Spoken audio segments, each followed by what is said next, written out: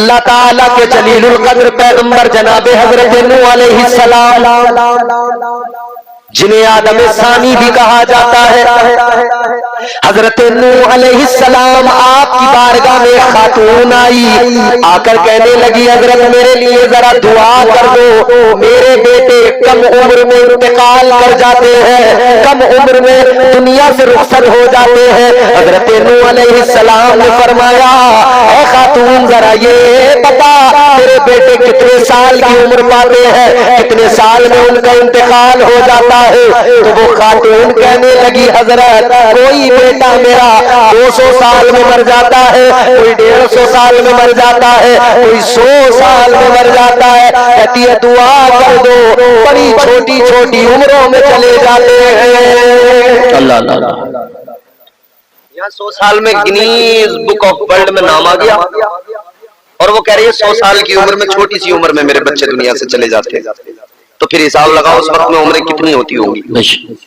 कुरान कहता है हजरत नूह अलैहिस्सलाम ने 950 साल तबलीग की है। 950 साल। एक मजे की बात बताएं, उम्रें ज्यादा थी, टेंशनें कम थी। उम्रें छोटी हो गई, टेंशनें बड़ी हो गई। पहले के लोग 500 साल उम्र हो गई, 400 साल हो गई, 300 साल 200 साल उम्र हो गई, मगर घर कैसे होते थे? वही कच्चे, वही घास के छप्परों के घर। 500 साल की जिंदगी गुजार दी और यहाँ 50 साल की जिंदगी में परेशान है। टाइल्स लगाऊं कि पत्थर लगाऊं, छत में भी फॉल सीलिंग कराना। उम्र छोटी मगर मकान देखो। हजरत नूह अलैहिस्सलाम ने उस खातून से यही फरमाया था। आपने फरमाया था तू इसे कम उम्र बता रही है, एक दौर आएगा, एक उम्मत ऐसी होगी कि उनकी उम्रें बड़ी छोटी होंगी। कहा कितनी? कहा वो तो 50 60 70 80 में निकल जाएंगे। तो वो बड़ी हैरान हुई सुन के, बड़ी हैरान। और वो कहने लगी है पैगंबर खुदा इतनी कम उम्र, इतनी कहने लगी है पैगंबर खुदा अगर वो इतनी उम्र में दुनिया से चले जाएंगे वो तो कुछ भी नहीं कर पाएंगे, न मकान बना पाएंगे, ना अच्छा घर बना पाएंगे, कुछ नहीं कर पाएंगे। हजरत नूह अलैहिस्सलाम ने फरमाया अजीब बात तो सुन ले मेरी, उनकी उम्रें छोटी होंगी मगर घर ऐसे बनाएंगे कि उनसे पहले ऐसे घर किसी ने नहीं बनाए होंगे। बेशक बेशक बेशक बेशक हक, हमसे पहले बनाए थे किसी ने ऐसे घर। तुमने राजाओं के किले देखे, बादशाहों के किले देखे हैं? अरे बड़े कंफ्यूज लोग, सर्वर हिलाया करो, किसी ने तो देखे होंगे बादशाहों के किले।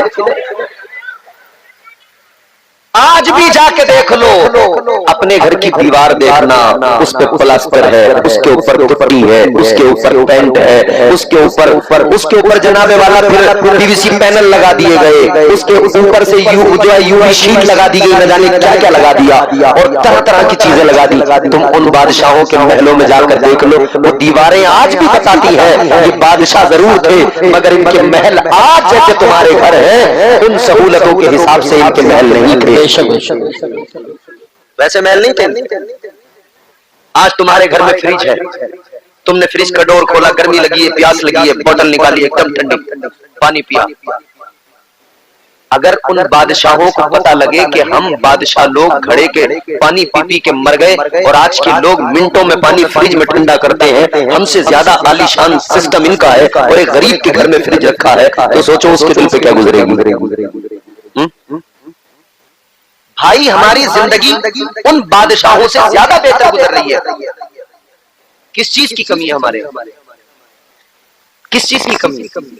फ्रिज है, कपड़े धोने के लिए वॉशिंग मशीन है, सोने के लिए बेड है बड़े आलीशान, हर सहूलत है मगर मामला ये है सारी सहूलतें हैं मगर फिर भी दिल बेचैन है। सारी सहूलतें हैं मगर फिर भी तबीयतों को करार नहीं। वजह क्या है? वजह ये है कि जबानों पे अल्लाह का जिक्र नहीं, पेशानियों पे सजदों का नूर नहीं। सबसे बड़ी वजह ये हो जाएगा चेहरा नूरानी और दिल में चमक आ जाएगी, हो जाएगा चेहरा नूरानी और दिल में चमक आ जाएगी। तुम रोज कलामे पाक पढ़ो, सांसों में महक आ जाएगी। सुभान अल्लाह, माशाअल्लाह माशाअल्लाह, सुभान अल्लाह। बहुत अपनी जिंदगियों में शामिल करें, आखिरत में हिसाब देना है हर चीज का। जर्रा जर्रा हश्र में कांटे पे तोला जाएगा, किबरिया के सामने हरगिज न बोला जाएगा। सारा हिसाब देना पड़ेगा, क्या किया दुनिया के अंदर, कितना कमाया, कैसे कमाया, वो हराम था या हलाल था, क्या किया, कैसे खर्च किया, कहाँ खर्च किया, कहीं तूने अपना कमाया हुआ अय्याशियों में तो नहीं उड़ा दिया, कहीं तूने अपना कमाया हुआ शराबों में तो नहीं उड़ा दिया, कहीं तूने अपना कमाया हुआ बदकारियों में तो नहीं उड़ा दिया, कहीं तूने अपना कमाया हुआ बेगैरती में तो नहीं उड़ा दिया। हिसाब देना पड़ेगा। याद रखना प्यारे, अल्लाह की अदालत सबसे बड़ी अदालत। आज दुनिया की छोटी छोटी अदालतें, इंसान की हालत देखो, छोटी छोटी अदालतों का बड़ा डर है, छोटी छोटी अदालतों का खौफ है, मगर मेरे प्यारो सबसे बड़ी अदालत अल्लाह की अदालत है। उस अदालत का डर क्यों नहीं है, वो खौफ दिल के अंदर क्यों नहीं है?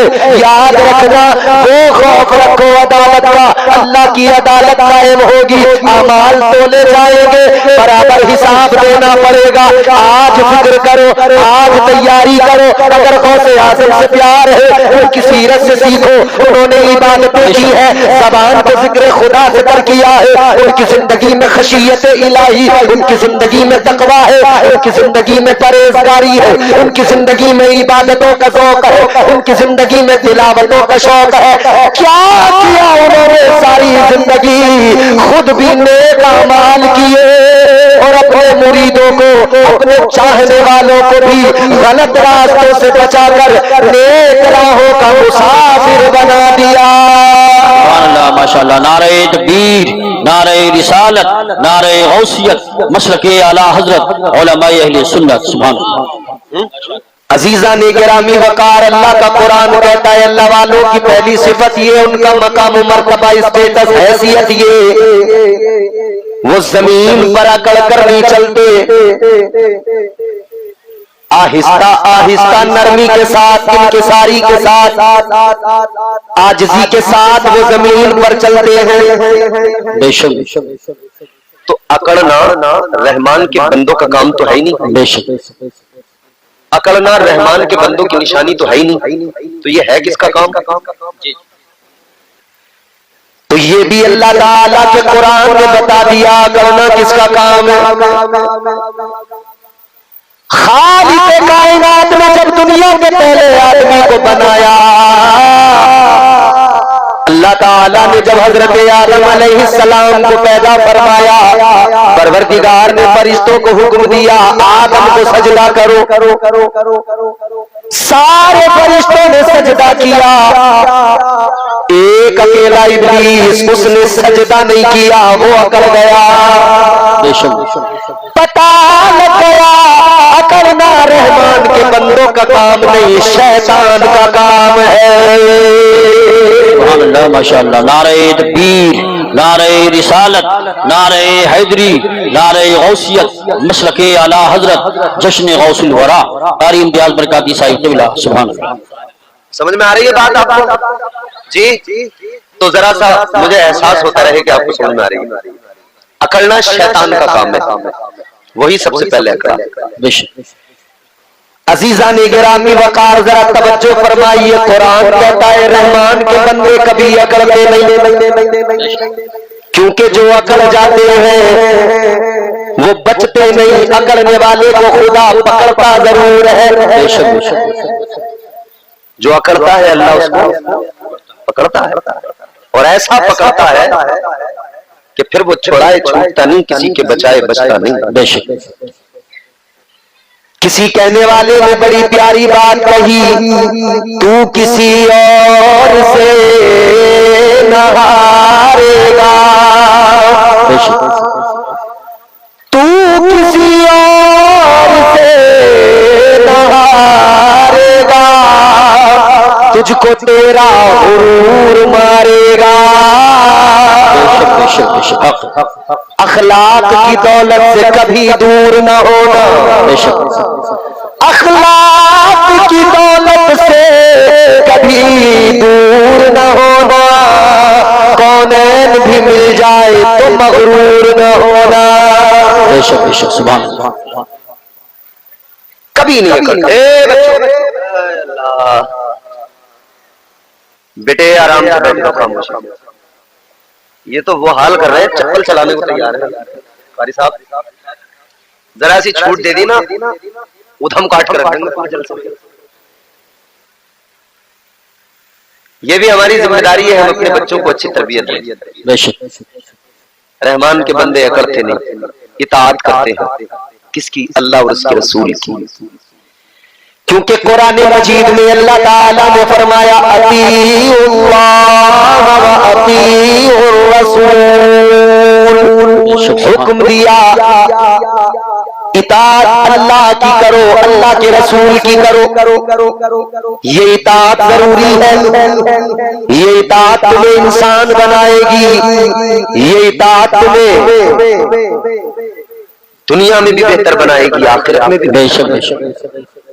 इताअत के सबब ही अंदर की खराबियां दूर होंगी। मगर अजीब हाल है, अजीब तमाशा है, नाक की लड़ाई हमारे मुआशरे में लड़ी जा रही है।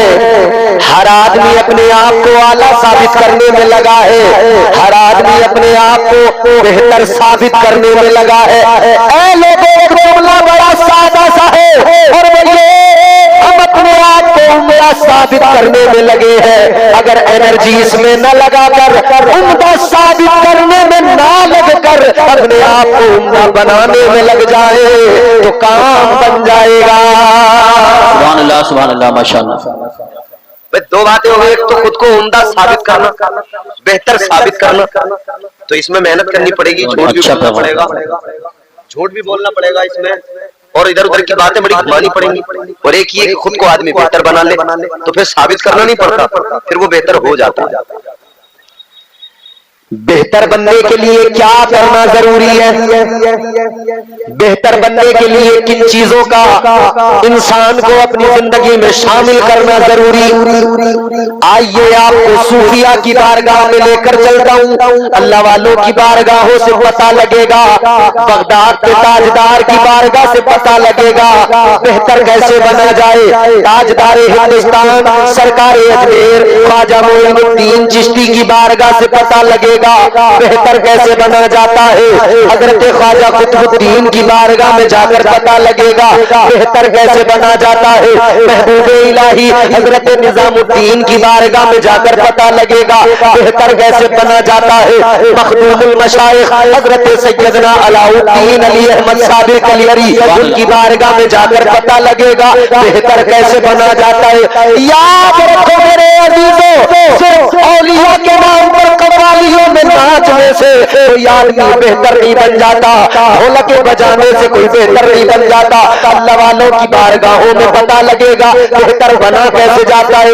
आओ सारे औलिया की तालीमात का निचोड़ देख लो, तीन बातों में सारी तालीमात समझ जाती है, तीन बातों में तमाम बुजुर्गों की सारी तालीमात है। फरमाया गया बंदा अपने अंदर तीन बातें शामिल कर ले, तीन सुधार कर ले। पहला क्या फरमाया गया? कम खाना।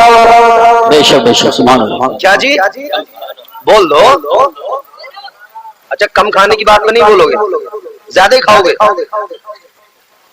पहला कम खा, दूसरा कम सोना, बेशक तीसरा कम बोलना। बेशक बेशक।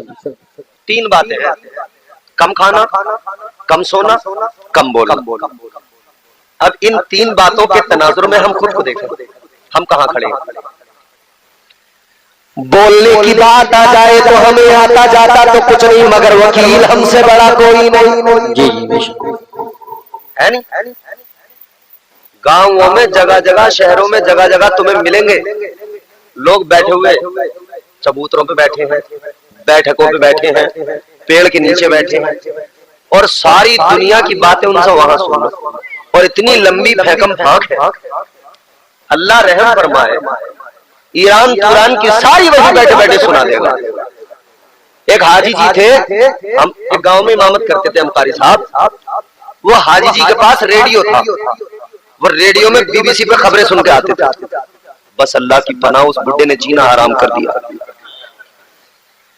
जितनी खबरें सुन के आते थे उतनी आके सारी मस्जिद में मुझे सुनाते थे। मैंने कहा हाजी जी तुम इतनी परेशानी उठाते क्यों हो, मुझे इतनी खबरें सुनाते क्यों हो? बोले कारी साहब क्या करूं, जब मैंने सुनी है तो किसी को सुनाऊंगा, वरना मेरा दिल नहीं मानेगा। रेडियो की कीमत जितनी है वसूल कर रहा हूं। मैंने कहा खुदा के बंदे कहीं और जाके वसूल कर ले, मुझे माफ कर। रात दिन हमारे लोग बैठे हुए झूठ पे झूठ, झूठ पे झूठ, झूठ झूठ झूठ, बैठकों पे बैठ के देखो तो झूठ की महफिलें चल रही है। बड़ा बड़ा झूठा आदमी बैठा है और ऐसे झूठ बोल रहा है जैसे कि बिल्कुल सच बोल रहा है। और जो जितना बड़ा झूठा वो इतने ही गरजदार आवाज में कहता है मुझे झूठ से बहुत नफरत। जी जी बेशक। अच्छा, झूठ से नफरत। झूठों ने झूठों से कहा है सच बोलो, सरकारी ऐलान हुआ है सच बोलो। और फिर भी अगर आपको लगे गांव के चौराहों पे पेड़ों के नीचे इधर उधर अगर असली झूठे नहीं मिले तो असली वाले झूठे अगर देखने हो तो गांव के प्रधान की बैठक पे पहुंच जाना, छट्टा छट्टा झूठे वहां मिलेंगे बैठे हुए। कई तो ऐसे जो प्रधान को भी गुमराह कर रहे, प्रधान जी टेंशन मतलब बहुत बढ़िया माहौल है, और एक रात पहले अपने घर की मीटिंग करके वोट दूसरी जगह। ऐसे ऐसे झूठे होशियार रहने की जरूरत है। अजीजा ने गिरामी वकार जरा तवज्जो फरमाइए, खुद भी झूठ से बचिए, दूसरों को भी झूठ से बचाइए। झूठ बहुत बड़ी लानत है, झूठ चेहरों का हुस्न बिगाड़ देता है, झूठ इंसान की चेहरे पर नहूसत ला देता है, झूठ घरों की बरकतें खत्म कर देता है, झूठ इबादतों का लुत्फ खत्म कर देता है, झूठ दुआओं की तासीर खत्म कर देता है। बड़े नुकसानात है झूठ के। याद रखना झूठ से बचना जरूरी है, और जितना झूठ से बचना जरूरी उतना ही झूठों से बचना जरूरी। बेशक बेशक सुभान अल्लाह।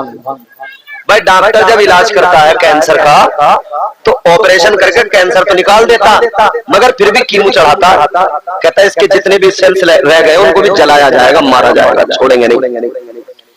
मतलब ये है कि बीमारी के सेल्स अगर बाकी रह गए तो वो फिर से दोबारा जन्म ले लेगी, फिर से तैयार हो जाएगी। इसी तरह अगर झूठ बोलना छोड़ के झूठों की पहुंच में आ गए, इनकी रेंज में आ गए, तो ये फिर अपना काम करेंगे, फिर उसी रास्ते पे डाल देंगे। इसीलिए अजीजाने गिरामी वकार बहुत जरूरी है कम बोलना। इसीलिए तो कहा गया अपने अल्फाज को तोलो तो बहुत अच्छा हो, फिर बहुत सोच के बोलो तो बहुत अच्छा हो।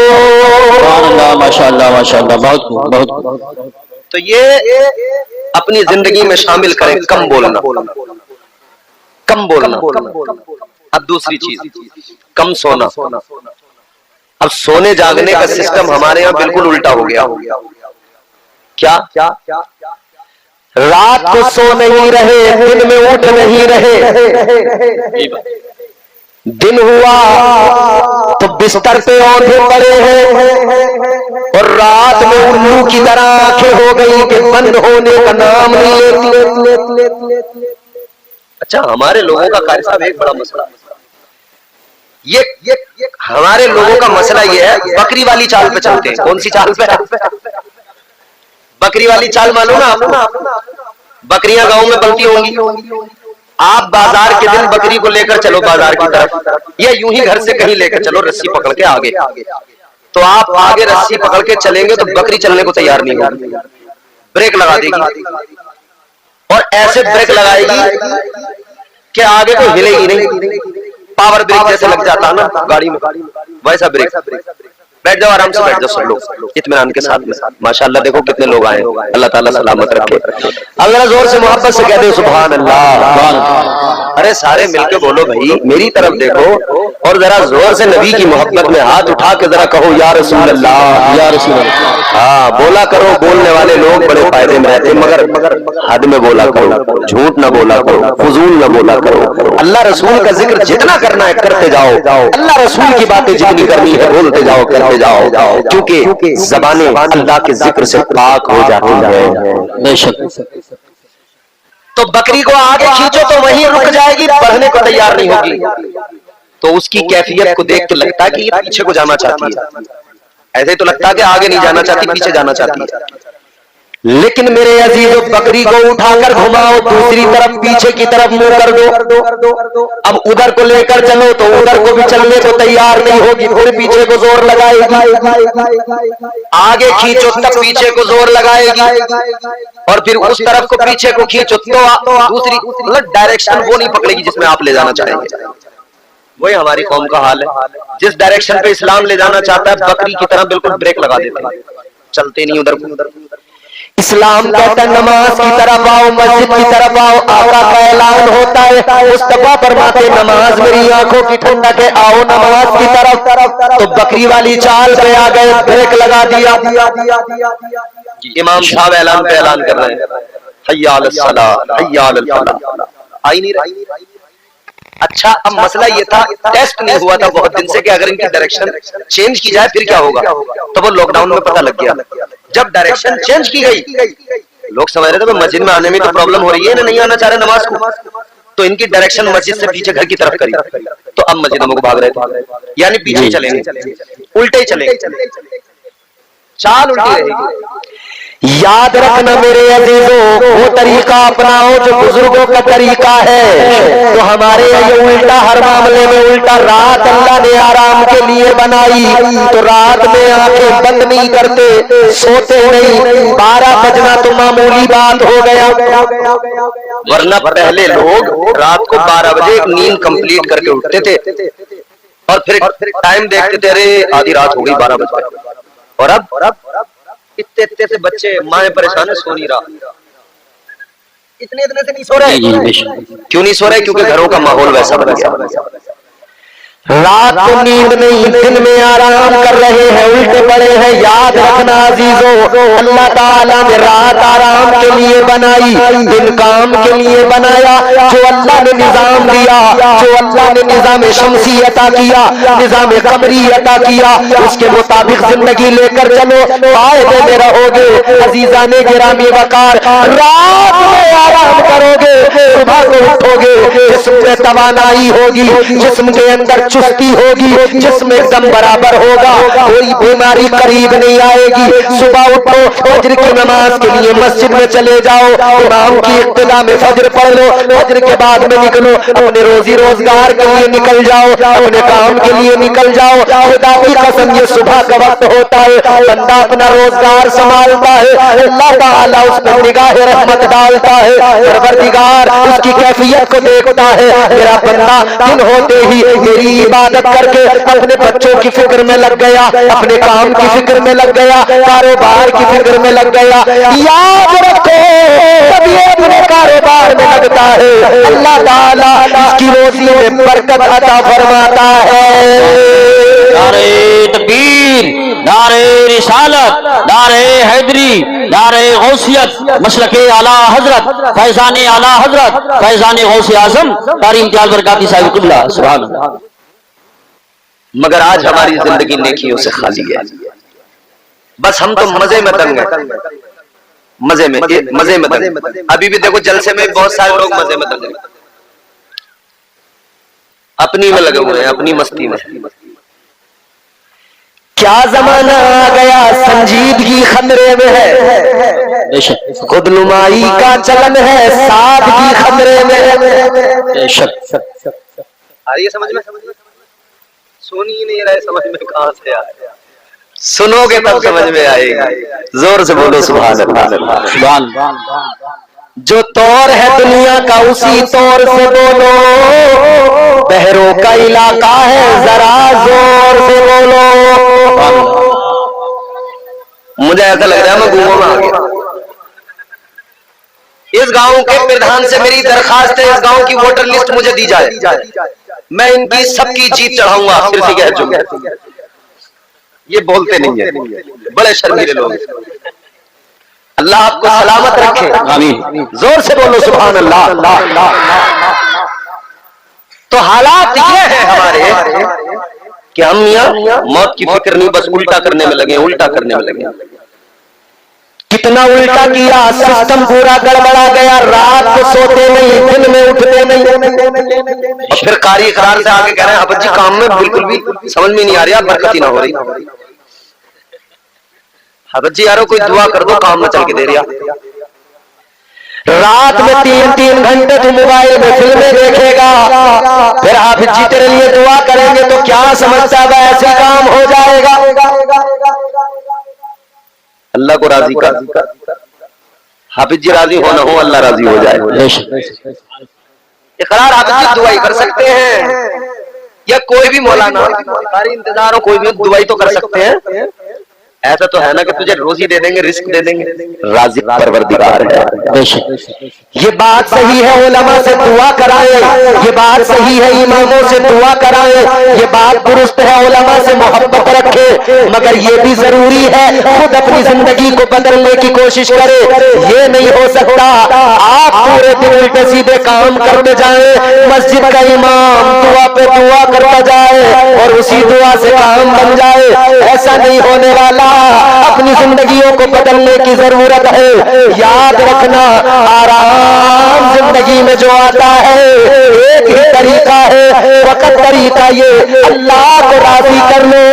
जिंदगी में आसानियां उसके करम से आती है, जिंदगी में राहतें परवरदिगार के करम से आती है। अल्लाह को राजी कर लो। करने वाले कल भी थे और आज भी है, प्यार नबी से करने वाले कल भी थे और आज भी है।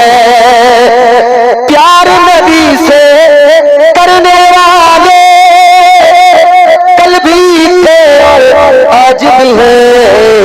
उनके नाम पे मरने वाले, उनके नाम पे मरने वाले कल भी थे और आज भी। नारे तकबीर, नारे रिसालत, नारे हैदरी, नारे गौसियत, मसलके आला हजरत कारी इम्तियाज बरकाती साहिब क़िबला। सुभान अल्लाह, सुभान अल्लाह। उनके नाम पे मरने वाले कल भी थे और आज भी है। प्यार नबी से करने वाले कल भी थे और आज भी है। चाहे कोई मुश्किल आए, बेशक नाम मोहम्मद पढ़ पढ़ कर, बेशक चाहे जैसी मुश्किल आए, नाम मोहम्मद पढ़ पढ़ कर, चाहे ऐसी मुश्किल आए, नाम मोहम्मद पढ़ पढ़ कर, दरिया पार उतरने वाले, दरिया पार उतरने वाले कल भी थे और आज भी है। दरिया पार उतरने वाले कल भी थे और आज भी है। उनके नाम पे मरने वाले कल भी थे और आज भी है कि नहीं है ना। अल्हम्दुलिल्लाह क़यामत तक रहेंगे हम, नबी के नाम पे मरते मिटते रहेंगे, हमेशा तैयार है। मगर मेरे अजीजों, मैं जो बात अर्ज कर रहा हूं, हमारी हैसियत ये कि हम नबी के गुलाम, बेशक बेशक। तो नबी के गुलाम के अंदर ये चीजें, ये खराबियां, ये तमाम बीमारियां, ये नबी के गुलाम में अच्छी नहीं लगती।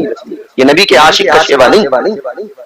इस्लाम ने एक दायरा दिया, लिमिटेशंस दी है, उस दायरे के हिसाब से जिंदगी गुजारो, उस दायरे के हिसाब से अपनी जिंदगी। बात को जल्दी समेटता हूँ और आखिरी बातें अर्ज करके गुफ्तगू को खत्म कर रहा हूँ। अब जरा मेरी ये आखिरी बातें ज़हन में महफूज कर लें। मैंने कहा था ना 3 बातें, एक तो कम बोलना, कम सोना और एक कम खाना। क्या जी बोलो, क्या कम खाना, हमारी कौम कम खाने को तैयार नहीं। इसी चक्कर में ये बोल नहीं रहे कारी साहब, मसला ये है, हमारी कौम की हालत ये है, कम खाने को तैयार नहीं है। हर मौके पर खाना चाहिए, हर मौके पर दावत चाहिए।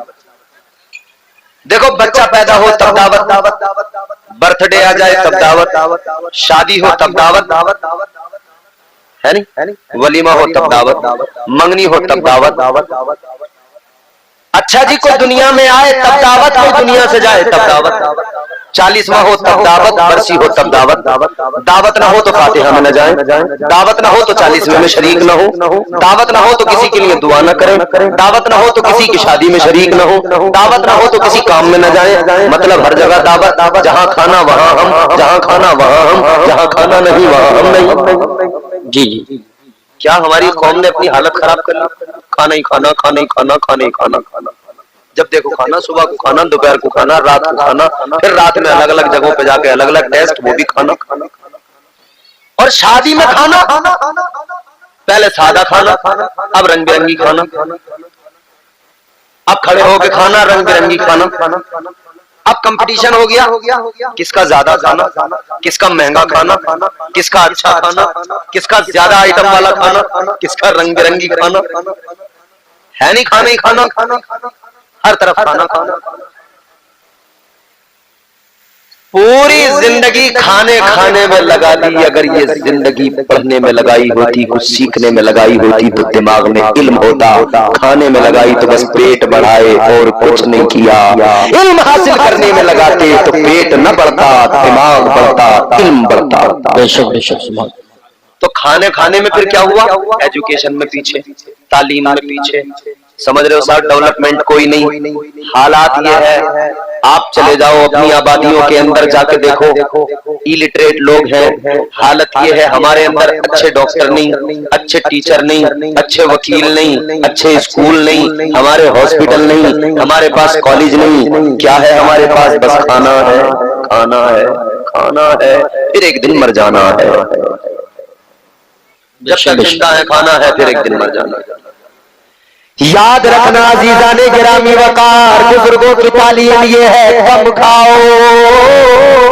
मेरे वालिदे गिरामी दुनिया से चले गए, अल्लाह जन्नत नसीब करे। वो कहते थे बेटा, मुझसे कई बार कहते थे बेटा कम खाना और कम खाना इंसान को कामयाब करता है। बेशक बेशक, सुभान अल्लाह सुभान अल्लाह। कम खाना और कम खाना इंसान को कामयाब करता है, उसकी जिंदगी में इनकलाब लाता है। ज्यादा खाया तो सांस भी ठीक नहीं चलते, खा तो लिया भर भर के, घूस घूस के। शादी में गए थे, पहले चंगेजी खाया, फिर फ्राई खा ली, फिर जो नहारी खा ली, फिर ये फिर वो, भरते गए, परत पे परत लगाते गए, जमाते गए, भरते गए।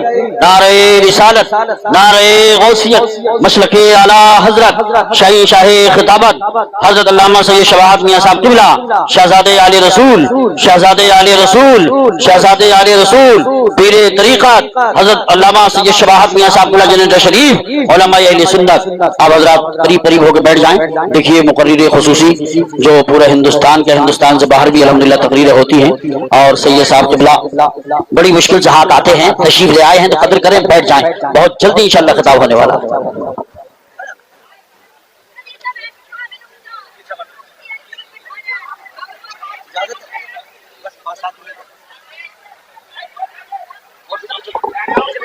जल्दी बैठे आप हज़रात,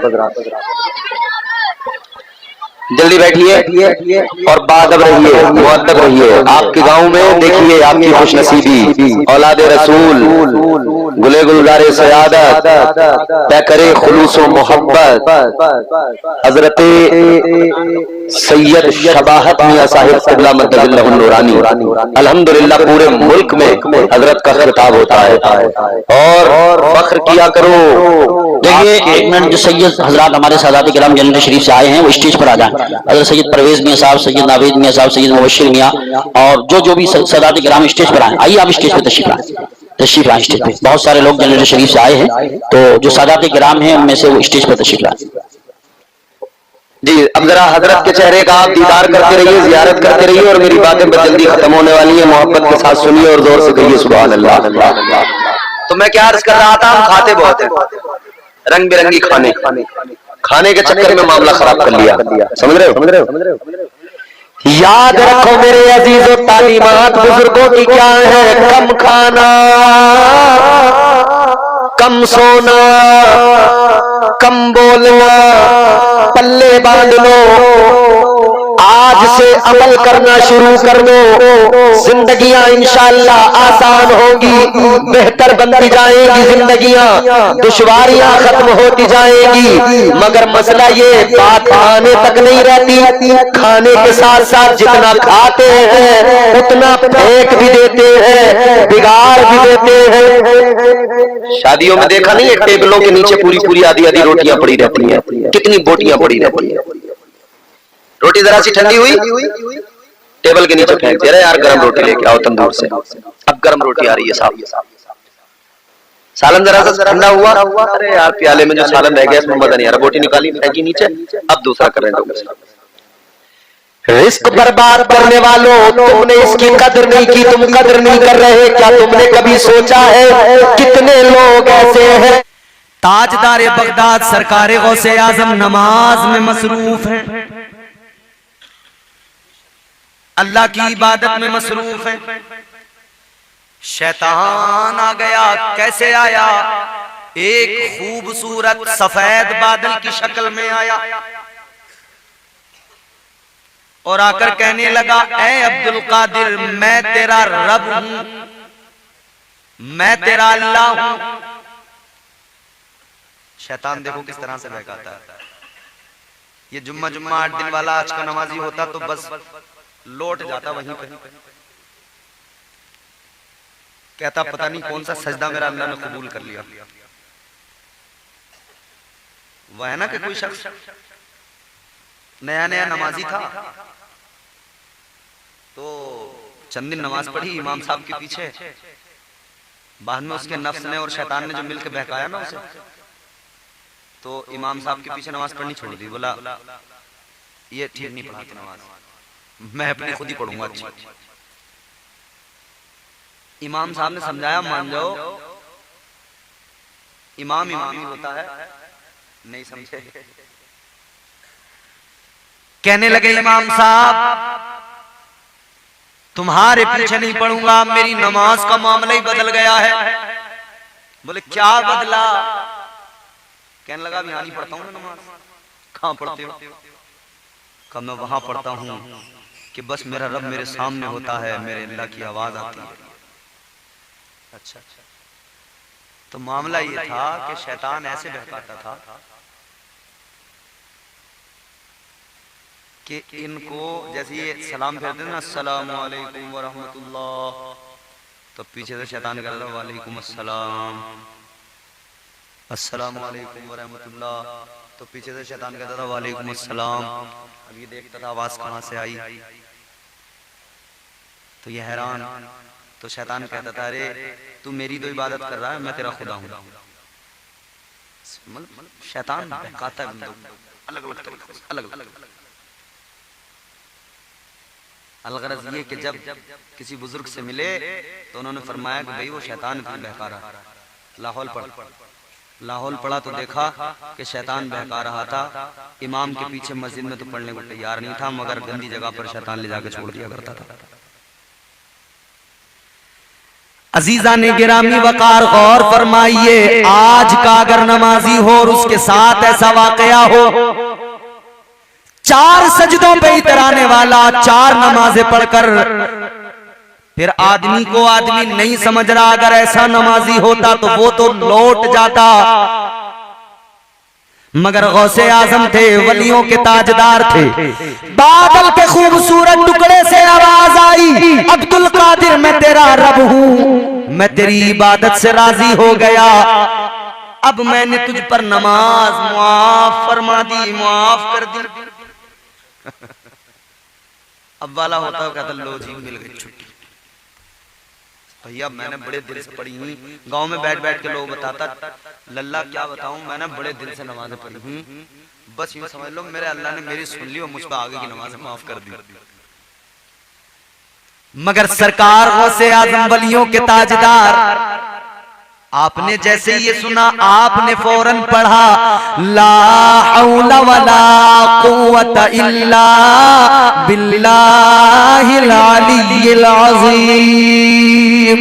आपने फरमाया ओ मरदूद शैतान दफा हो जा। फरमाने लगे जब नमाज मेरे आका इमामुल अंबिया पर मुआफ नहीं हुई तो अब्दुल कादिर पे कैसे मुआफ हो सकती है। तो शैतान जल्दी भागा। तो वो वलियों के ताजदार थे, शैतान ने बहकाया था, कहा था नमाज मुआफ है। आप फरमाते जब नबियों के नबी ताजदार अंबिया उन पे नमाज माफ नहीं हुई तो मैं तो फिर भी वली ठहरा, मुझ पे कैसे माफ हो सकती है। तो शैतान ने ना भागते भागते एक और हमला किया, एक और चाल कहने लगा ऐ अब्दुल कादिर मैंने इस वार से कितने औलिया को बर्बाद कर दिया। ये मेरा वो वार था, वो हमला था, कितने औलिया की वलायतें चली गई। कहने लगा अब्दुल कादिर सुनो मगर तुम बच गए, वजह ये है कि अब्दुल कादिर तुम्हें तुम्हारे इल्म ने बचा लिया। जैसे ही शैतान ने इतना कहा गौसे आजम सरकार ने फरमाया ओ मरदूद दफा हो जा, तू मुझे अब भी बहका रहा है। फरमाने लगे मुझे मेरे इल्म ने नहीं बचाया, मुझे मेरे परवरदिगार ने बचाया है। नारे तकबीर, नारे रिसालत, नारे गौसियत, नारे गौसियत, जश्न गौसे वरा कॉन्फ्रेंस, शान गौसे आज़म, शान गौसे आज़म, मुक़र्रिर आज़म हिंदुस्तान मुफ्ती इम्तियाज बरकाती साहब क़िबला, नारे तकबीर, नारे रिसालत। बहुत अच्छा माशाअल्लाह, बहुत। तो भाई ये गौसे आज़म है, ये उनकी जिंदगी है, ये उनकी नमाज है। तो कादरी की नमाज कैसी होनी चाहिए? हमारे यहाँ तो भैया दिखावा बहुत है, रियाकारी बहुत है।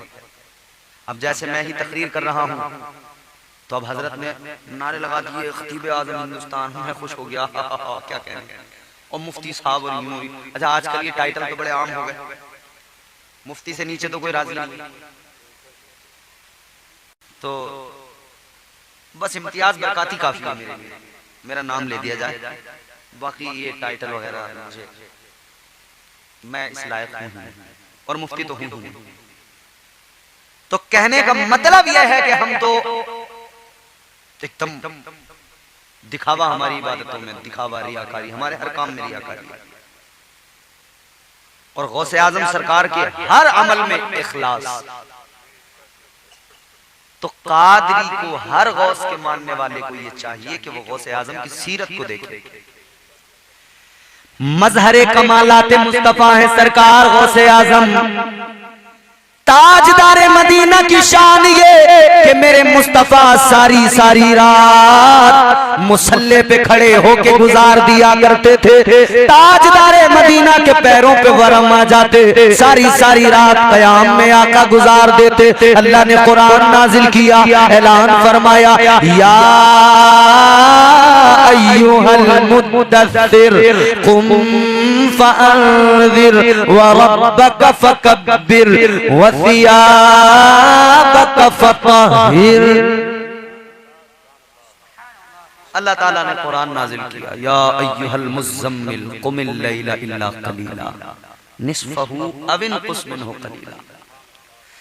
अल्लाह ताला ने फरमाया महबूब ये जो सारी सारी रात इबादत करते हो,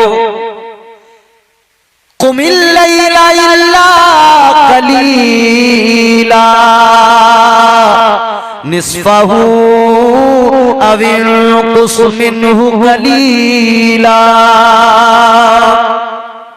अल्लाह फरमाता है हबीब पैरों पे वरम आ जाता है, तो ये इतनी ज्यादा सारी सारी रात की ये क़याम ना करो, यूं करो कि कुछ आराम कर लिया करो, आधी रात आराम कर लिया करो, आधी रात नमाज पढ़ लिया करो।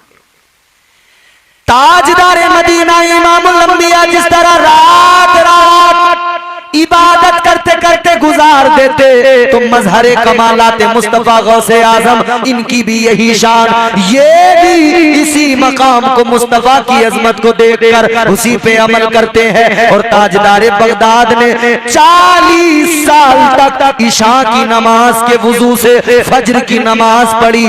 मतलब ये 40 साल तक कभी बिस्तर पे लेटे नहीं, सोए नहीं, बिस्तर को कमर नहीं लगाई, सारी रात अल्लाह की इबादत करते रहे। कादरियों, उन्होंने सारी रात इबादत की। तुम्हें ईशा की नमाज ही ज्यादा लगने लगी, अरे भैया 17 रकातें कौन पढ़ेगा, नमाजी बनो। गौसे आजम से अगर प्यार है तो नमाजी बनो। ये है अल्लाह का फरमान, नमाजी हो जा। ये है अल्लाह का फरमान, नमाजी हो जा। ये है अल्लाह का फरमान, नमाजी हो जा। गर है कुरान पे ईमान, नमाजी हो जा। गर है कुरान पे ईमान, नमाजी हो जा। दिल में रखता है तू अरमान, न जाने कितने, बड़ी ख्वाहिशें हैं। दिल में रखता है तू अरमान, न जाने कितने पूरे हो जाएंगे अरमान, नमाजी हो जा। ये कामयाबी का रास्ता, ये फलाह का रास्ता। आखिरी बात बता के गुफ्तगू खत्म करेंगे। ये कामयाबी का रास्ता। हम कादरी हैं मगर हमारी शिकायत के हमारी दुआएं कबूल नहीं हुई। हम कादरी हैं मगर हमारी शिकायत हमारे कारोबार में बरकत नहीं रही। हम कादरी हैं मगर हमारी शिकायत के हमारे घर बार में बरकत नहीं रही। हम कादरी हैं, हमारी शिकायत के हमारे यहाँ किसी ने कुछ जादू टोना करा दिया है नहीं। और जादू टोना का तो आजकल ऐसा चला है, बस अल्लाह ही रहम फरमाए, अल्लाह ही रहम फरमाए। जरा सा बस मक्खी लात मार दे तो सबसे पहले हमारे यहाँ की औरतें बैठ जाती हैं सर जोड़ के। औरतें फौरन बैठ जाती है, बहनी तुझे पता है ऐसे नहीं हुई है तबीयत खराब, बता कौन दिन हो गए डॉक्टरों की दवाई लाते लाते, दवाई खिलाते खिलाते कोई आराम ही नहीं हो रहा। तो वो दूसरी आके कान भरती है, किसी मुल्ला मौलवी को दिखा के देख लो, ऊपर का लग रहा, ऊपर का, अच्छा ऊपर का लग रहा। बस फिर तो चल पड़े, निकल पड़े मुल्ला मौलवी को दिखाने। एक पे पहुंचे, उनने अपना हिसाब किताब लगाया, नाम बताओ, अम्मा का नाम बताओ, इसका नाम बताओ, उसका नाम बताओ, ने हिसाब किताब जोड़ा। अरे बड़ा खतरनाक जादू है आप पे तो इन्होंने कहा किसने करा दिया? बोले वो नाम नहीं बताऊंगा। कि नाम मलाना कोई इशारा तो दे ही दो। बोले तुम जानो हो सको, तुम्हारे दूर की थोड़ी है, तुम्हारी करीबी है। तो औरतों की तो पहले ही दुरान जेठानियों की ड्यूटी भी रहती है। उन्होंने फोन हिसाब लगाया, उत्ती की जैया ने इसे नहीं कराया, बहुत चल रही है हमसे, बर्दाश्त न कर रही, मेरे लोंडे दरअसल काम सही करने लगे, बहुत जल रही है, बर्दाश्त नहीं हो रहा इससे। अब चालू हो गई लड़ाई, खतरनाक। अल्लाह ने छोटी छोटी बातें,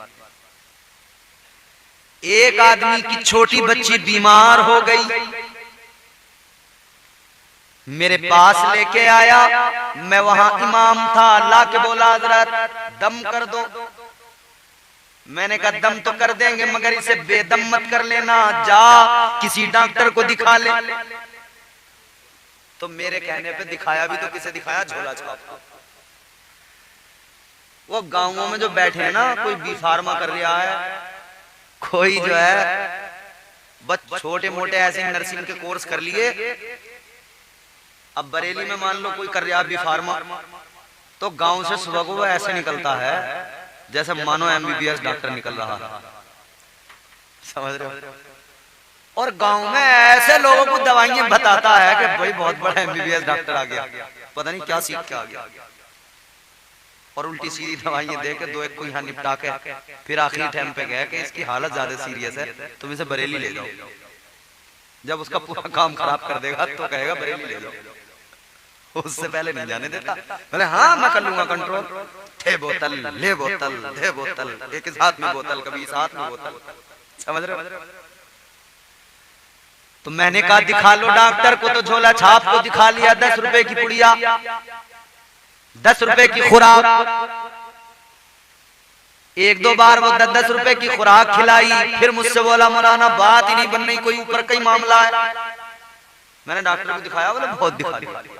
मैंने कहा हाँ तू तमाम दिल्ली एम्स तक दिखा के आ गया इसे। अबे गांव के झोला छाप डॉक्टर को दिखा के ये समझ आगे जाने के दिखा लिया। भाई से लेके जा शहर में अच्छे डॉक्टर को दिखा। मगर उसकी घरवाली ने दिमाग में डाल दी बात के इसे तो ऊपर का है। फिर तो ऊपर के चक्कर में ऐसे लगे लड़की को, उस बच्ची को ऊपर पहुंचा के माने, उस बच्ची का इंतकाल। कुछ नहीं, छोटा मोटा कोई मसला था वही बड़ा बन गया, टोन से लोग गले में बढ़ते चले गए। वो बड़े तो इतने बड़े कि फिर सांस लेने में दिक्कत होने लगी, उसे दम घुट गया, सांस नहीं आया। और अगर किसी अच्छे डॉक्टर के पास चले जाते बिल्कुल आसान इलाज था, टॉन्सिल की दवाई मिल जाती, गला बिल्कुल ठीक हो जाता, सांस लेने में कोई दिक्कत नहीं होती।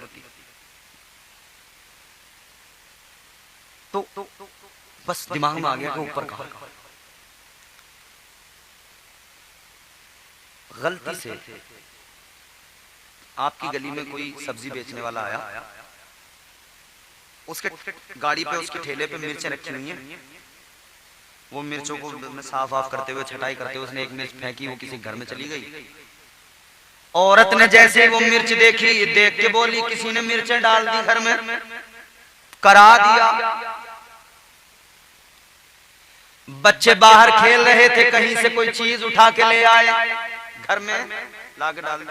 औरत की नजर पड़ गई, देखा ये तो उल्लू के नाखून है, करा दिया उल्लू के नाखून। आपसी इख्तिलाफ, आपसी लड़ाइयां,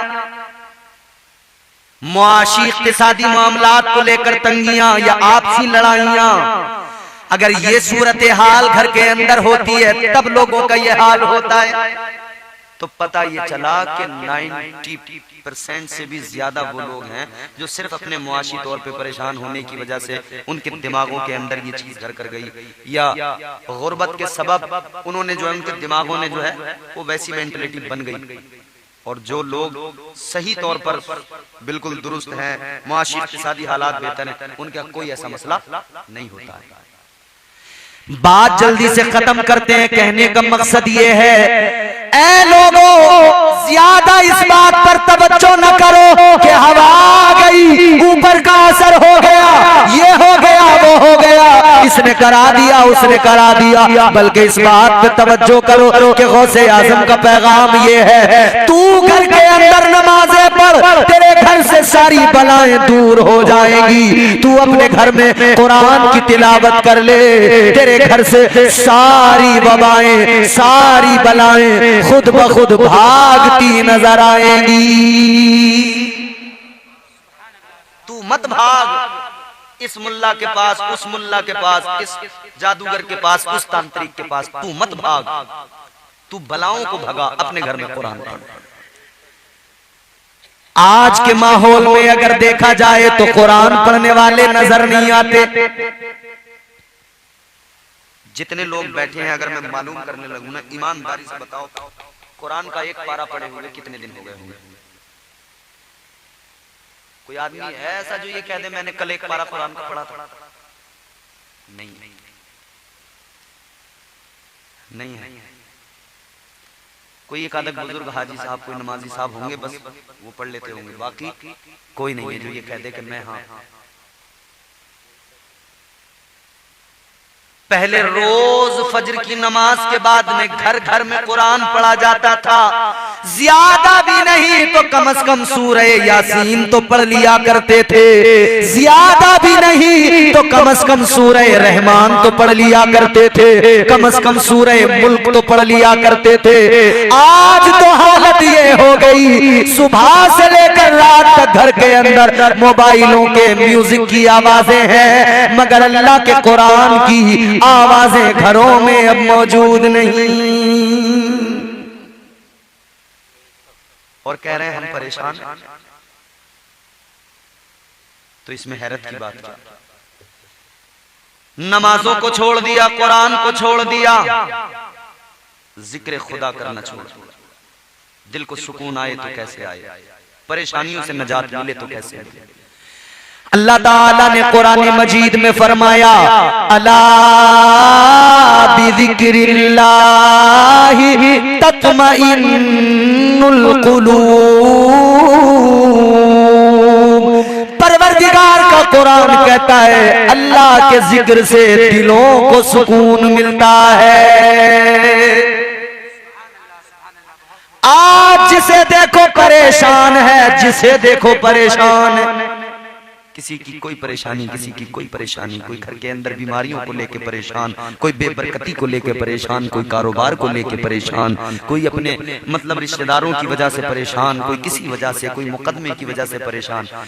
याद रखो अल्लाह का जिक्र करने वाले बन जाओ, नमाजें पढ़ने वाले बन जाओ, कुरान पढ़ने वाले बन जाओ, सारी परेशानियां दूर हो जाएंगी, दिलों को सुकून मिलने लगेगा। परवरदिगारे आलम खालिक़े कायनात रब्बे लम यज़ल व ला यज़ाल ने कुरान मजीद में ऐलान फरमाया, या अय्युहन नबिय्यु इन्ना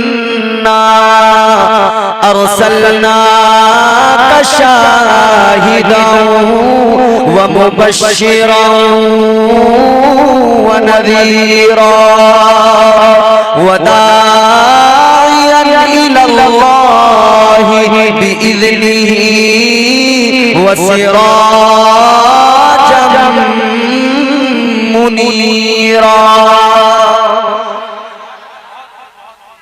अल्लाह ताला ने फरमाया या अय्युहन नबी, पहला लफ्ज़ नबी। नबी किसे कहते हैं? नबी का माना नबी बना है नबा से। जो डिले की स्पीड है ना, थोड़ी स्लो करो ताकि बात समझ में आने लगे। नबी बना है नबा से। नबा कहते हैं खबर को, और नबी कहते हैं खबर देने वाले को, खबर लाने वाला, खबर देने वाला नबी। एक बात बड़ी अहम आगाज में आपको समझाए देता हूं। नबी खबर लाने वाला, खबर पहुंचाने वाला।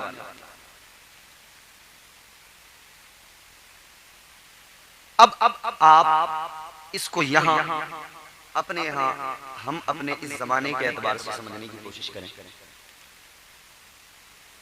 एक न्यूज रिपोर्टर, एक पत्रकार आपके गांव में आए और वो आकर देखे कि जलसा हो रहा है, एक प्रेस नोट तैयार किया जाए, वो सुबह उसको छापते कि साहब ऐसे ऐसे रात में जलसा हुआ।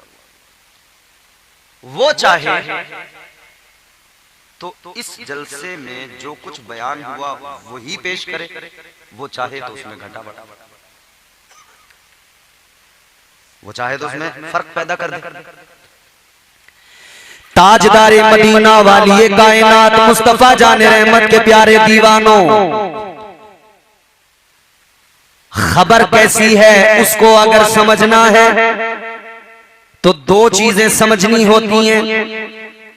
एक ये देखा जाएगा खबर लाने वाला कौन है, और दूसरा देखा जाएगा खबर कहां से लेके आया, खबर भेजने वाला कौन। खबर लाने वाला अगर साहिबे किरदार है, खबर पे एतबार किया जाएगा। खबर जहां से लाया है अगर वो सच्चा है तब खबर पे एतबार किया जाएगा। अब देखो जरा कुरान अपने अंदाज में मेरे आका को कहता है नबी, यानी खबर लाने वाले।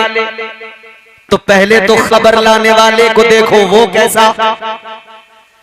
ताजदारे मदीना चूंकि खबर लेके आए तो खबर लाने वाले को पहले समझा जाता है। खबर लाने वाले का किरदार कैसा है, खबर लाने वाले का अखलाक कैसा है, क्या उसकी लाई खबर पे एतबार किया जा सकता है। तो ताजदार मदीना ने आते ही ऐलान नबूवत नहीं किया, दुनिया में आते ही इजहार नबूवत नहीं किया, बल्कि मेरे आका ने 40 साल तक दुनिया के सामने अपना किरदार रखा और जमाने को बता दिया, ऐ दुनिया वालों, मेरी खबर पे एतबार तब करना जब मेरे किरदार पे तुम्हें एतबार हो जाए। पहले किरदार देखो, फिर तुम्हें खुद पता लग जाएगा जो खबर मैं दूंगा वो सच्ची होगी। और फिर ये भी देख लेना खबर लाने वाला खबर ला कहां से रहा। आजकल तो हमारी मीडिया सूत्रों के हवाले से कुछ भी बोल जाती है। पूछो ये खबर कहां से, सूत्रों के हवाले से। ये सूत्र मिलते कहां हैं, ये होते कहां हैं, जो मन में आया। झूठी खबरों का चलन है, दज्जाली मीडिया इस दौर में फितने फैला रहा है। ताजदार मदीना के गुलामों, इस दौरे पुरफितन के अंदर आज की खबरों पे एतबार न करो, उस खबर पे एतबार करो जो 1500 साल पहले मदीने वाले आका ने उम्मत को सुनाई है। वो खबर सच्ची, वो सारी खबरें सच्ची। तो खबर लाने वाले अहमद मुख्तार, खबर लाने वाले इमामुल अंबिया, खबर लाने वाले ताजदारे अंबिया, और जहां से खबर ला रहे हैं वो परवरदिगार खालिक कायनात,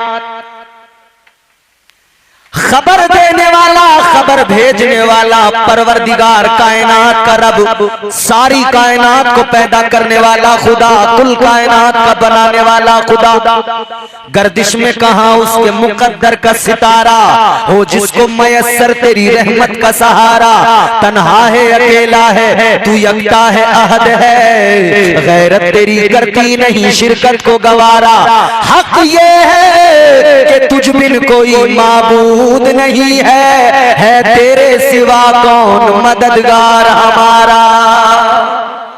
बहुत खूब माशाअल्लाह, सुभान अल्लाह। खबर देने वाला परवरदिगार, लाने वाले मुस्तफा। एक बात और इसी ज़िम्न में सुने, फिर अपने मजमून की तरफ आएंगे। खबर भेजने वाला खुदा, लाने वाले मुस्तफा, वो खुदा खुदाई में लाजवाब, वो खुदा वहदहू ला शरीक होने में लाजवाब। उस रब की शान ये कुरान मजीद कहता है, हुवल्लाहुल्लज़ी ला इलाहा इल्लाहु आलिमुल गैबि वश्शहादा हुवर रहमानुर रहीम। उस रब पाक की शान कुरान बयान करता है। कुरान कहता है, तबारकल्लज़ी बियदिहिल मुल्कु व हुवा अला कुल्लि शैइन कदीर। उसकी शान कुरान बयान करता है। अल्लाह का कलाम कहता है, कुलिल्लाहुम्मा मालिकल मुल्कि तु'तिल मुल्का मन तशा व तंज़िउल मुल्का मिम्मन तशा व तु'इज़्ज़ु मन तशा व तुज़िल्लु मन तशा। ये तो मेरे रब की शान कुरान बयान करता है। तो खबर भेजने वाला परवरदिगार, खबर लाने वाले मुस्तफा, वो खुदाई में लाजवाब है और ये मुस्तफाई में लाजवाब है। जमीन से आसमां तक, आसमां से लामका तक है। जमीन से आसमां तक, आसमां से लामका तक है। रसाई मेरे आका की खुदा जाने कहां तक है। खबर भेजने वाला भी लाजवाब, खबर लाने वाला भी लाजवाब। अब एक बात और समझें, खबर लाने वाला जहां से खबर ला रहा है और जहां पहुंचा रहा है, किसके ज्यादा करीब है? जिससे खबर ला रहा है उसके, या जिनको खबर पहुंचा रहा है उसके? आप मेरी बात समझे? इमाम साहब किबला खबर लाने वाला, खबर लाने वाला इसको यूं समझे, डाक खाने में एक डाकिया होता है, पोस्टमैन, उसके पास में वहां डाक खाने में पोस्ट आती है, डाक खाने वाले कहते हैं ये लो पहुंचा के आओ। तो वो जहां से यानी डाक खाने से लेके आ रहा है वो वहां ज्यादा कुर्बत है उसकी, या जहां लाके वो दे रहा है उस पोस्ट को वहां ज्यादा है उसकी कुर्बत? तो जाहिर है वहीं ज्यादा है जहां वो नौकरी करता है, ड्यूटी करता है, जॉब करता है, जहां से लेके आया है। बिला तमसील खबर लाने वाले मुस्तफा खबर ला रहे हैं बारगाह रब्बे जुल जलाल से, तो पता लग गया जहां से खबर ला रहे हैं, जिसकी खबर ला रहे हैं उसके ज्यादा करीब है। तो पता लगा, अल्लाह ने इसीलिए फरमा दिया, ऐ महबूब आपको सरापा मौजिजा बना दिया गया है। अल्लाह ने फरमाया आपको बशारत देने वाला यानी खुशखबरी सुनाने वाला बना के भेजा। कौन सी खबर लाए? जन्नत की खबर लेके आए। कौन सी खबर लाए? अल्लाह का कुरान कहता है शाहिदन व मुबश्शिरन व नज़ीरा।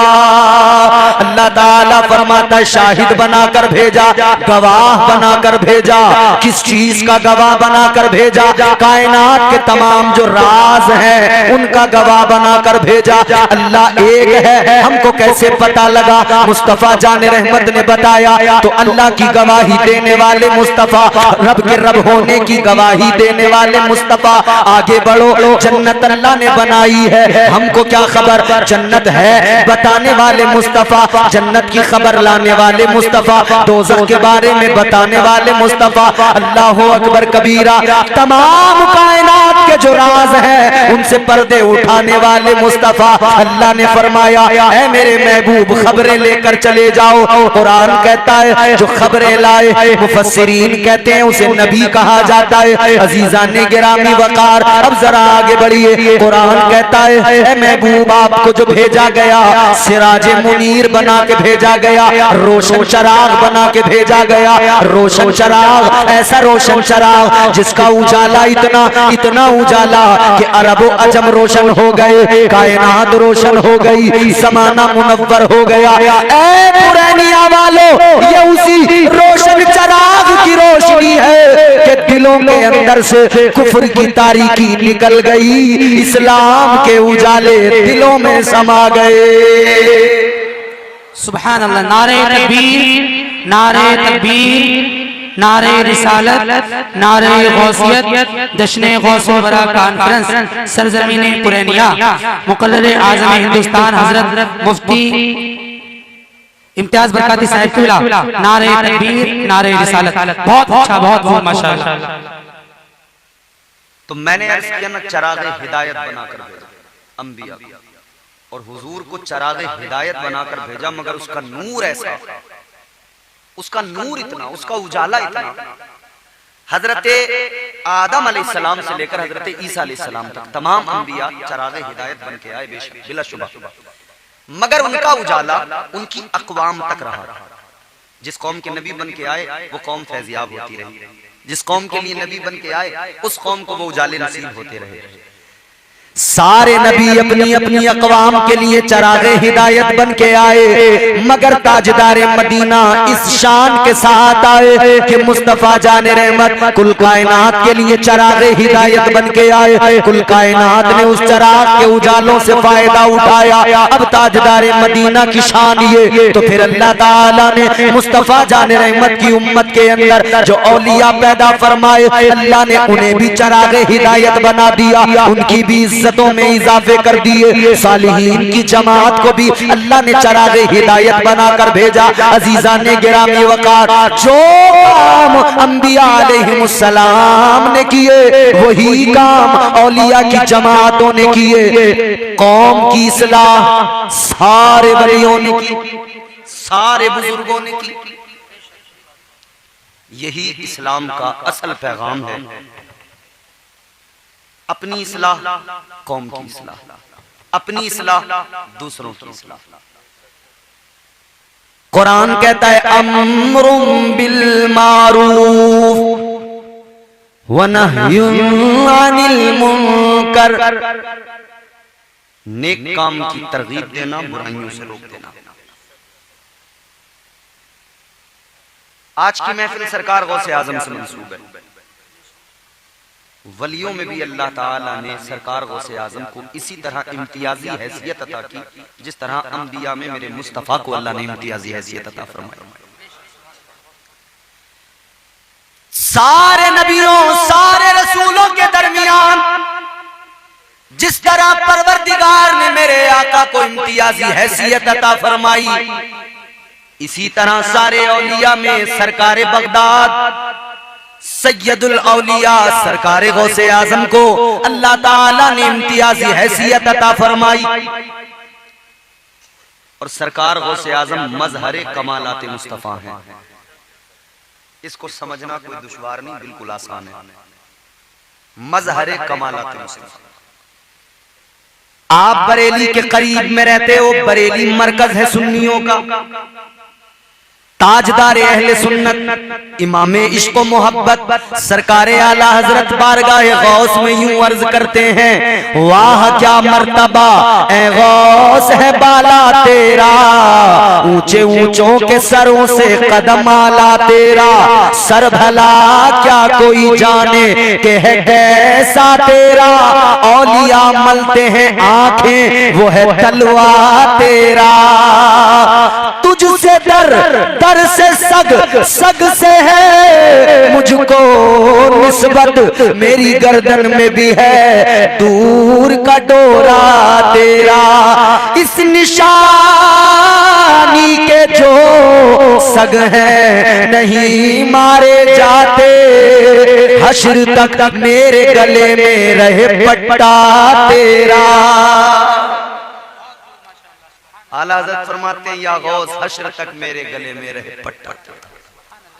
दुनिया मुझे सगे गौस कह के पुकारे, दुनिया मुझे सगे गौस समझ ले, ये बाई से फख्र है।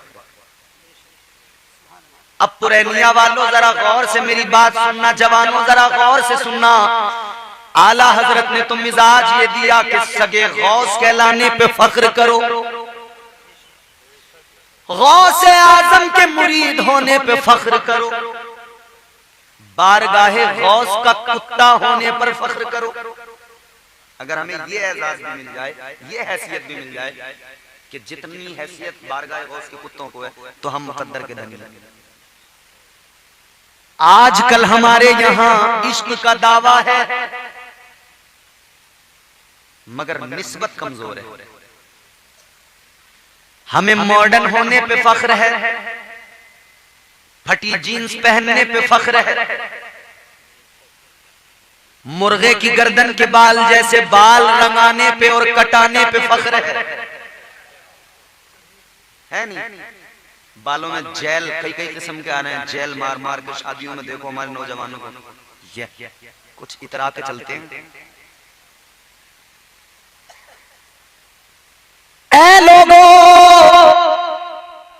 ये फटी जीन्स पहनने में न कोई कामयाबी है, न कोई फख्र है, न कोई कमाल है। बारगाहे गौस का कुत्ता होने में कमाल है, फख्र की बात है, एजाज की बात है।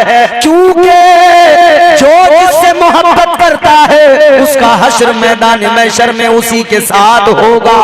याद रहे, अगर मॉडर्निटी को अपनाया और अंग्रेजों की मोहब्बत का इजहार किया तो ये खौफ है कि कहीं हश्र उनके साथ ना हो जाए। और अगर गौसे आजम की निस्बत को अपनाया और गौस के दर का फकीर और मुद्दा होने पर अगर फख्र किया तो याद रखना कल बरोज़े कयामत सरकारे बगदाद सरकारे गौसे आजम का झंडा नसीब होगा। तो ये फख्र की बात है ना कि हमें गौसे आजम का झंडा मिल जाए बरोज़े कयामत। कैसे मिलेगा जी? कैसे मिलेगा? ऐसे ही तो नहीं मिल जाएगा। तो कुछ लोगों ने सोचा 11वीं में पतीले बिरयानी के बना लो, खिला दो, मिल जाएगा। तो लंबे लंबे चावल आ गए, डबल चाबी। साहब उसमें चिकन या बड़े का ना बढ़िया करके बिरयानी बनी। रास्ते में तमाम चूल्हे बने, आग जली, पतीले रखे गए, सबको पता लग गया। मगर जैसे बिरयानी तैयार हो गई, इमाम साहब को फोन किया, इमाम साहब जल्दी आओ, फातिहा पढ़ो। इत्तेफाक से हो गई अजान जोहर की। इमाम साहब कहने लगे जोहर की नमाज पढ़ा के आऊंगा। तो बोले इमाम को भी बहुत चर्बी आ गई, फातिहा पढ़ने कोई तैयार नहीं है। नमाज फर्ज, बिरयानी मुस्तहब। इमाम बोला भाई नमाज फर्ज, पहले नमाज पढ़ा दो। मगर वहां पर कई ऐसे लोग होते हैं जिन्होंने सुबह से इसी चक्कर में कुछ नहीं खाया होता है कि आज बिरयानी तबीयत से आज, तो वो तो बेचैन हो रहे होते हैं। बस जितनी देर फातिहा आने लगती है वो इतनी देर तक बेचैन फिरते हैं, खुराफात करते हैं। जैसी फातिहा हुई बस बैठ गए सारे। पहले ही नंबर पे पता लगा कि आधी देर में बिरयानी भी खत्म हो गई। जब तक मस्जिद से नमाजी नमाज पढ़ के आए, सारे बेनमाजी बिरयानी खा के मुंह साफ करके निकल गए। अब नमाजी आके बोले लाओ साहब हमें भी खिला दो। तो खुरचन निकल के आ रही है नीचे से। हाजी जी देर कर दिया ने। अरे भाई हाजी जी नमाज पढ़ के आए। सारे बेनमाजी पेल गए बिरयानी। बिरयानी तो खाओ, अच्छी बात है, ये तो सुन्नियों का नसीब है। गौसे आजम के नाम से बिरयानी भी मिल जाती है, मुर्गा भी मिल जाता है। मगर कितनी अच्छी बात होती बिरयानी खाने वाला गौस के नाम की। बिरयानी खाता और गौसे आजम की सीरत को अपनाता, नमाज पढ़ने मस्जिद में चला जाता। 11वीं करने वाला अगर 5 वक्त का नमाजी बन जाता तो वाकई सरकार गौसे आजम उसको अपना उस पर करम फरमाते और बारगाहे गौस से उसे फैज हासिल हो जाता। मगर नमाज पढ़ी नहीं, बिरयानी वाले मुसलमान ज्यादा हो गए। सवाब का काम है, अच्छी बात है, खाइए खिलाइए। मगर मेरा पैगाम यह है कि नमाज भी तो पढ़िए। बोलो भाई, पूरी दुनिया का कोई एक आदमी लाओ जो ये बता दे कि सरकार गौसे आजम की कभी कोई तहज्जुद भी छूट गई हो। कोई एक आदमी लाओ पूरी दुनिया से ढूंढ के तलाश करके। ये जो आजकल कवालियों पर नाच रहे हैं ना, नमाज एक टाइम की नहीं पढ़ रहे, इनसे पूछ लो कि जितनी तवज्जो से तुम कवाली की ढोलक की आवाज पर नाच रहे हो, इतनी तवज्जो से कभी तुम मस्जिद में गए? तुमने नमाज पढ़ी? ऐ मेरी कौम के लोगों गौर से सुनो, ताजदारे बगदाद ने आपको और मुझे, मुस्तफा की उम्मत को ढोलक नहीं दी, बल्कि बगदाद वाले पीर ने सजदों का सलीका दिया है। या बताओ मुझे पूरी सरकार गौसे आजम की तारीख में कोई एक किताब, कोई एक इबारत, कोई एक लाइन ऐसी हो जहां सरकार गौसे आजम लिख के गए हो कि ये ढोलक तुम्हारे लिए छोड़ के जा रहा हूं, इसे ढोलक को बजाते रहना। ये सरकार अजमेर हजरत ख्वाजा गरीब नवाज ये कहीं लिख के गए हो, कह के गए हो कि बस तुम ढोलक ही बजाते रहना, ढोलक पे नाचते रहना? कहीं नहीं। तो जो असल था उसको छोड़ दिया और बाकी सब काम। ऐ मेरे अजीजों, जरूरी है कि हम अपने नफ्स का तज़किया करें, अपने नफ्स को। मुहर्रम यौम आशूरा, हजरत अली अकबर ने अजान पुकारी, करबला के मैदान में अजान की आवाज गूंज गई। आज अजीब सोज है इस अजान में, आज अजीब कशिश है जनाब अली अकबर की अजान में। आज अजीब सी एक गुदास पैदा हो रहा है। अल्लाह अकबर, नमाज फजर हुई है। हजरत अली अकबर हैं, मैदान करबला में हैं। करबला के रेगजार को जरा देखने निकले हैं, करबला के सहरा को देखने के लिए निकले हैं, मगर रास्ते में जाते जाते एक मंजर ऐसा देख लिया कि दिल धड़कने लगा जोर जोर से। वापस आए, अपने अब्बा इमाम आली मकाम की बारगाह में जुमला सुनना, जरा दिल से तवज्जो से सुनना हुसैनियों। ये जुमला अगर दिल पे असर करे तो बोलना जरूर, अपनी अकीदतों का जरूर इजहार करना और मौला हुसैन की बारगाह में खिराज अकीदत पेश कर देना। अल्लाह अकबर। गौर फरमाइए, जनाब अली अकबर ने एक मंजर करबला में देखा है। आ गए बाबा के पास, दिल धड़क रहा है जोर से। ताजदार करबला हजरत इमाम हुसैन की बारगाह में जनाब हजरत अली अकबर आए, आकर अर्ज करने लगे, अब्बा करबला में एक मंजर देख के आया हूँ। ऐ मेरे बाबा, मैंने करबला में एक मंजर देखा है, मेरा दिल जोरों से धड़क रहा है। हुसैन ने फरमाया, क्या मंजर है? अल्लाह अल्लाह। इमाम हुसैन ने फरमाया, बोलो बेटा। अली अकबर कहने लगे, ऐ मेरे अब्बा, मैंने करबला में एक ज़ईफ औरत को देखा है, एक बूढ़ी औरत को देखा है। वो करबला के रेगजार से पत्थरों को चुन रही है, पत्थरों को उठा के अपने दामन में डाल रही है। मैंने